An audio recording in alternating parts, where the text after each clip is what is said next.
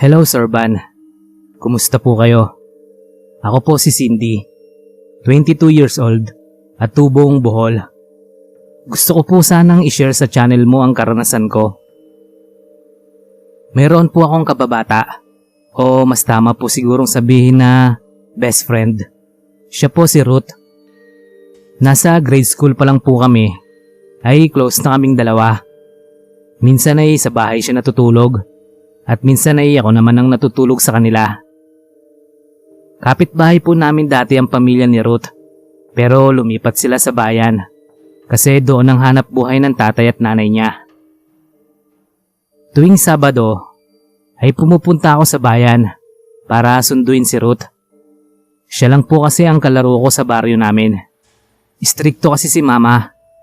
Ayaw niyang nakikipaglaro ako sa ibang bata, maliban kay Ruth. At opo Sir Van, paborito po ni Ruth ang duyan na ginawa ni Papa sa ilalim ng punong mangga na nasa harapan ng bahay namin. Biyernes Santo po noon, at ang sabi ni Mama sa amin ni Ruth ay huwag daw kaming lalabas ng bahay. May paniniwala kasi sa amin na kapag Biyernes Santo ay patay daw ang Diyos, kaya nagsasaya ang mga kampo ni Satanas. Pero dahil mga teenager pa kami ni Ruth noon, likas sa amin ang pagiging adventurous. Edad 14 lang kami nung mangyari ang aksidenteng nagpabago sa buhay ko, Sir Van. Pagkatapos naming magtanghalian, ay nagpahinga na sina Mama at Papa, kasama ang bunso kong kapatid na si Rick. Habang kami ni Ruth ay pumasok na sa kwarto ko. Balak naming palipasin na lang ang maghapon sa pagbabasa ng paborito naming comics. Hindi pa man kami nagtatagal sa kwarto ko, ay nakarinig kami ng mahinang sitsit mula sa labas ng bintana. Kaya sabay pa kaming sumilip ni Ruth. Nakita namin sa labas ang grupo ni Johnny. Kababata din namin ni Ruth. Matanda lang yata siya ng 3 o 4 na taon sa amin ng kaibigan ko. Maganda si Ruth, Sir Van, kaya marami ang naliligaw sa kanya. At isa na doon si Johnny. Crush din naman ni Ruth si Johnny. Kaya sure ako na sasagutin niya ang kababata namin. Hinila ako ni Ruth palabas ng kwarto. Ayaw ko sana kasi papagalitan kaming tiyak ni Mama. Pero makulit si Ruth. Ang sabi niya ay saglit lang daw kami. Kakausapin lang daw niya sandali si Johnny. Palabas na ako ng bahay noong biglang bumukas ang pinto ng kwarto ni na Papa at lumabas si Rick. Naunang lumabas si Ruth. Kaya ako lang ang nakita ng kapatid ko. Sa takot ko na baka isumbong niya kami kay Mama, ay sinenyasan ko si Ruth na siya na lang ang lumabas. Magbabantay na lang ako sa pinto, basta wag ka ako siya tatagal at lalayo. Habang hinihintay ko si Ruth na makabalik, ay nagbasa muna ako ng comics. At dahil maganda yung kwento, ay naaliw ako. Hindi ko napansin ang paglipas ng oras, hanggang sa nakatapos na ako ng 5 comics. Pero wala pa rin si Ruth. Nag-aalala na ako noon. Sumilip ako sa labas ng bahay namin. Pero wala si Ruth, pati ang grupo ni Johnny. Lumabas ako ng bahay para hanapin si Ruth. Pero wala siya.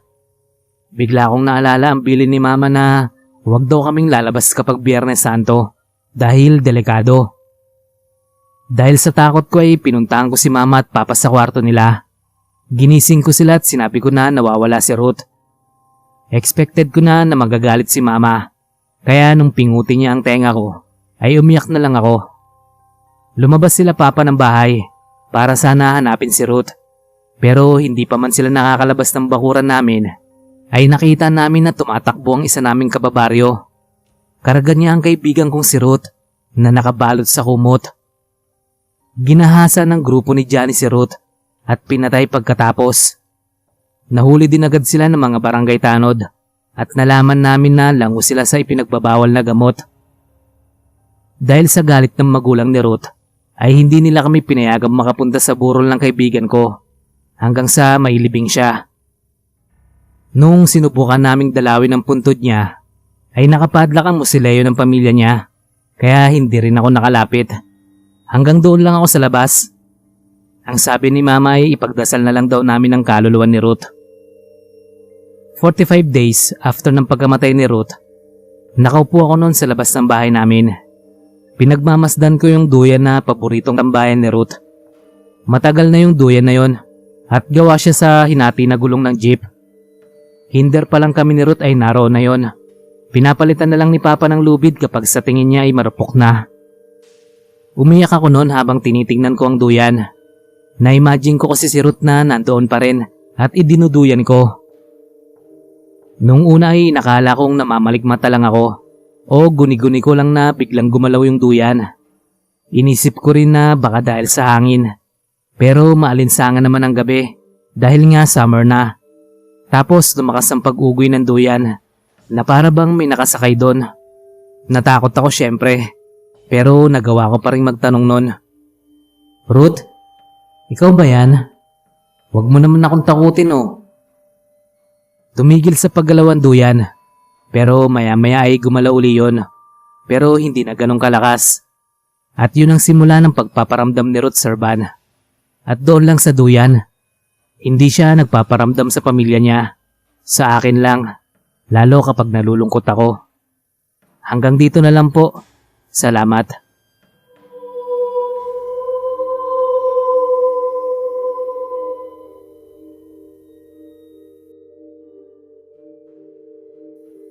Magandang araw, Sir Van. Tawagin mo na lang ako sa pangalang Carol. Hindi ko na po sasabihin kung taga saan ako. For privacy purposes po. Alam naman po natin na kahit saan ay naaabot na ng social media at yung nangyari po sa kuya ko ay medyo kontrobersyal. Pero gusto ko lang din na i-share. Baka mapulutan ng iba ng aral.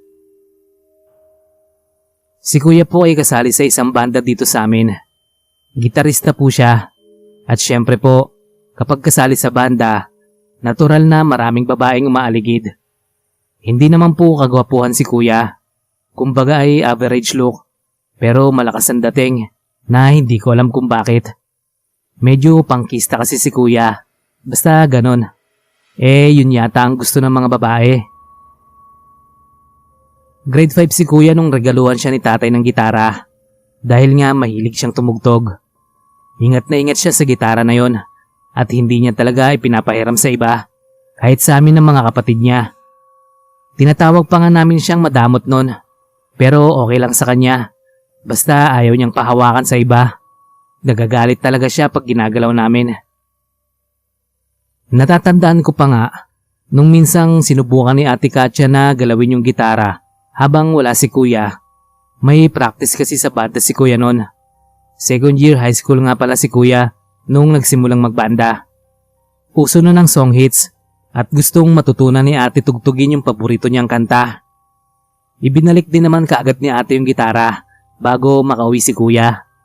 Pero nagulat si ate kasi nalaman ni kuya na ginalaw ang gitara niya. Ang sabi niya ay hindi daw gano'n ang pwesto ng gitara bago siya umalis. First time yun na nakita ko si kuya na ganun kagalit. At matindi yung naging away nila ni Ate Katya noon. As in, umiyak talaga si ate. Kasi parang mas importante pa raw yung gitara kaysa sa kanya na kapatid. Sinampal kasi ni kuya si ate noon nung nagpapaliwanag si ate. Nagalit din si natatay. Tapos si kuya, umalis sa bahay namin dala ang gitara niya. Hindi siya umuwi ng 4 na araw. At ang pinakamasakit, ay malamig na bangkay na lang si kuya nung bumalik sa bahay. Yun pala kasing girlfriend ni kuya ay kalaguyo ng isang pulis sa bayan namin. At dahil sa selos, binaril niya si kuya. Ayaw ko na po masyadong idetalye kasi kahit dekada na ang nakalipas, masakit pa rin sa akin ang nangyari. Hindi kasi natanggap ni Ate Katya ang nangyari kay kuya. Sinisi niya ang sarili niya. Kung hindi daw niya pinakialaman ng gitara, sana hindi sila nag-away ni kuya. Sana di daw umalis sa bahay si kuya. At sana buhay pa si kuya. Kaya isang araw bago ang libing ni kuya, ay nagpakamatay si ate. Dahil sa sama ng loob at hinagpis, ay inatake si nanay ng sakit niya sa puso. Hindi niya nakayanan ng lahat. Sobrang sakit nun, Sir Van. Kasi 3 mahal ko sa buhay ang nawala. Magkasunod na inilibing sina kuya, ate at nanay. Tapos yung hayop na pumatay kay kuya ay nakatakas pa.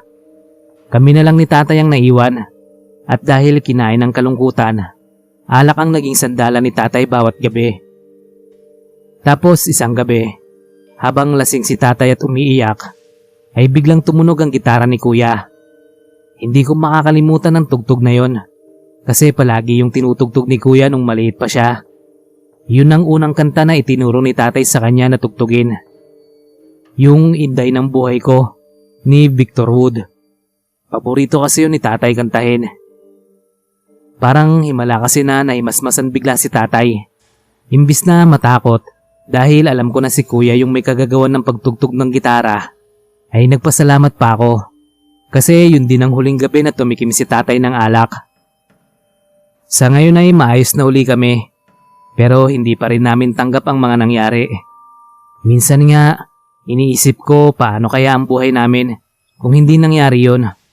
Siguro ay may asawa na si kuya at may pamangkin na ako. Si ate baka isa ng flight attendant na kagaya ng pangarap niya. At si nanay, baka masaya siyang nag-aalaga ng mga apo niya kay kuya kasama si tatay. Nagpapasalamat sa pagbabasa, Carol.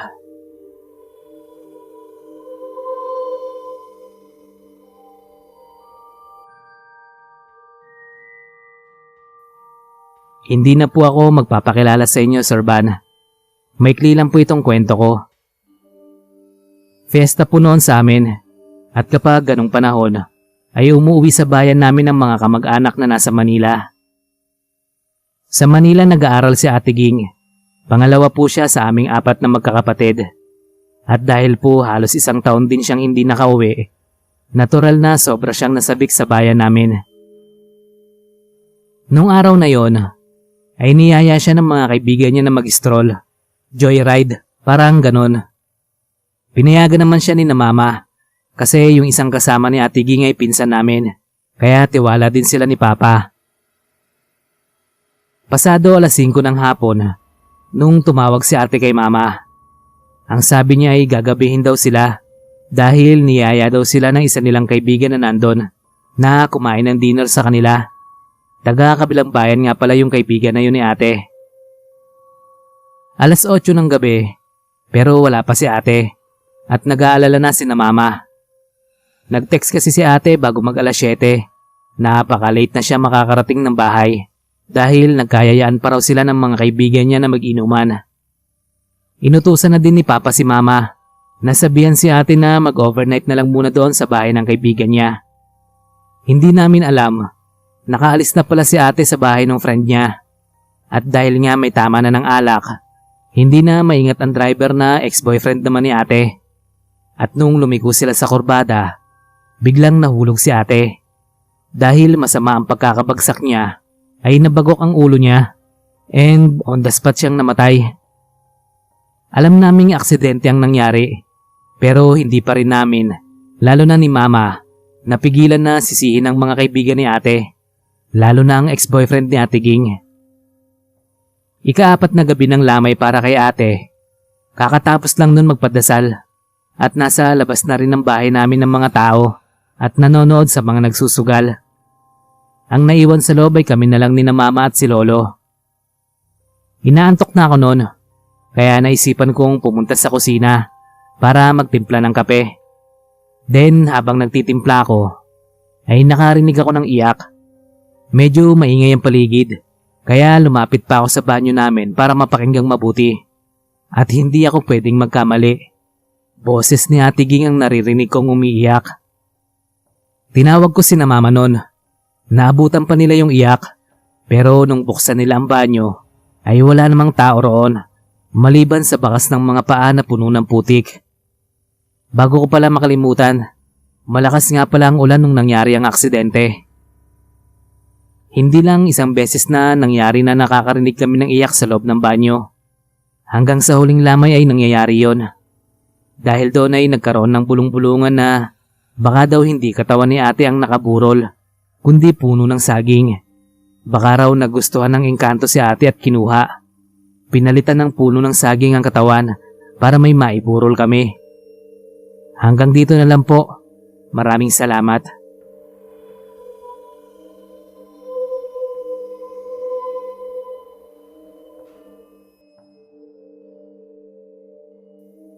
Bagong lipat lang kami sa apartment na yon, Sir Van. At ang pangalan ko ay Sian. Siguro ay wala pang isang linggo. Weekend nun at ako lang ang naiwan. Umalis kasi sina Mama. Pumunta sa kamag-anak namin na nakatira sa Malabon. Hindi ako sumama dahil bukod sa wala akong hilig na makihalubilo sa iba, kahit pa sa kapamilya, ay nagpaiwan na ako. At saka kailangan ko ring mag-review nun dahil final exam namin ng Monday. Third year college na ako sa kursong HRM. Alas 3 ng hapon nung nakaramdam ako ng gutom. Kaya lumabas ako ng kwarto ko. Bumaba ako at pumunta sa kusina para maghanap ng makakain. Nakakita ako ng tinapay, kaya yun na ang kinuha ko at nagtimpla na lang din ako ng kape. Paakyat na ako sa hagdanan nung biglang may gumulong na holen pababa. Dinig na dinig ko pa ang bawat paggulong at pagbagsak ng holen sa tablang hagdanan, kaya nagtaka ako. Wala naman kasi kaming kasamang bata sa bahay, bukod pa sa solong anak ako. Hinanap ko yung holen, pero hindi ko nakita. Hinayaan ko na lang yun noon. Mabilis ko ring nakalimutan, kasi nga naging busy na ako sa pag-review. Nakatulog din ako ng maaga, kaya di ko na namalayan ang pagdating ni na Mama at Papa. Nagulat na lang ako kasi kinaumagahan. Ang bungad kaagad ni Mama sa akin ay, bakit ang daming holen sa sahig? So yun, sinabi ko sa kanila ni Papa na may narinig akong gumulong na holen kahapon, pero isa lang kako yun. Hindi kasing dami na kagaya ng ipinakita ni Mama sa akin. Isang bowl yun na inipon daw ni Mama kanina habang siya ay naglilinis. Lumipas ang mga araw at pare-pareho na naming nakalimutan ni Mama ang tungkol sa holen. Naging busy kasi ako sa school at si Mama naman ay nagtatrabaho, pati na rin si Papa. Dumating ang sunod na weekend. Umalis uli si Mama para mag-grocery naman at sinamahan siya ni Papa. Nanonood ako noon ng basketball sa TV namin sa sala nung nakarinig ako ng malakas na kalabog mula sa itaas ng hagdan. Kaya tumayo ako at umakyat sa itaas para tingnan kung ano ang nahulog. Pero wala naman. Bumaba ulit ako at itinuloy ang panonood. Pero kagaya nung nakaraang weekend, nakarinig na naman ako ng pagbagsak ng holen. But this time, maraming holen na ang narinig kong gumugulong pababa ng hagdanan. Kinabahan na ako noon, pero sumilip pa rin ako sa itaas. Tapos yun, nakita ko yung bata. Pero likod na lang niya ang naabutan ko. Walang ibang tao sa bahay maliban sa akin, kaya bakit may bata?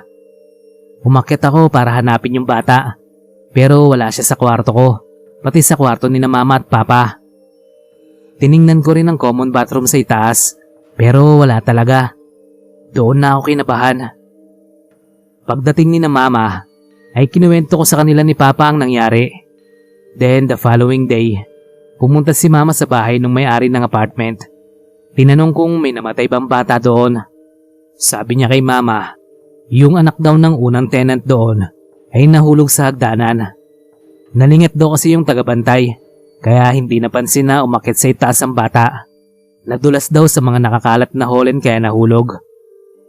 Next weekend ay lumipat na kami ng apartment, Sir Van.